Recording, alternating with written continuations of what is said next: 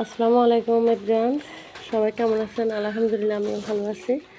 আজকে দেখেন আমি আমার সুপারি বাগান থেকে সুপারি পাড়ছি। অবশ্যই এখানে অল্প কটা সুপারি, কারণ সবগুলো পাড়তে পারে না।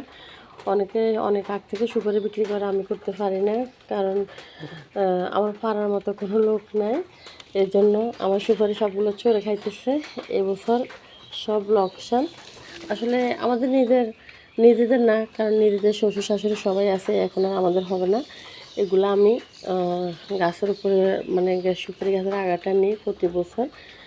তো প্রতি বছর প্রায় অনেকগুলো সুপারি বিক্রি করি। এই বছর আমি বিক্রি করতে পারি নাই, কারণ আমার সুপারি পাড়ার মতো লোক নাই, বাগানে পানি থাকে, এই জন্য কেউ ঢুকতে চায় না। তো আলহামদুলিল্লাহ অবশ্য সুপারিগুলো অনেক সুন্দর, পাকা পাকা সুপারি।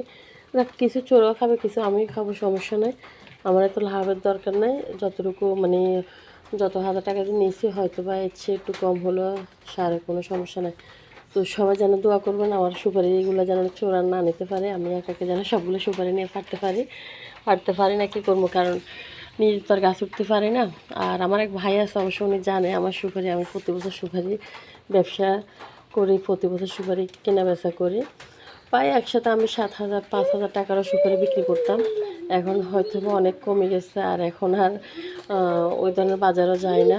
সামনে পাইলে কিছু বাবুর আব্বুই বিক্রি করে, আমি এখন আর বাজারে যাই না। তারপরে আর কী করবো, সুপারি বাগান নিলে অনেকটাই লাভ আছে, আম খাইতে পারি, চালটা খাইতে পারি। এর জন্য তো কেমন হয়েছে অবশ্যই আমার সুপারিগুলো সবাই জানাবেন কমেন্টে। আল্লাহ হাফেজ, ভালো থাকবেন।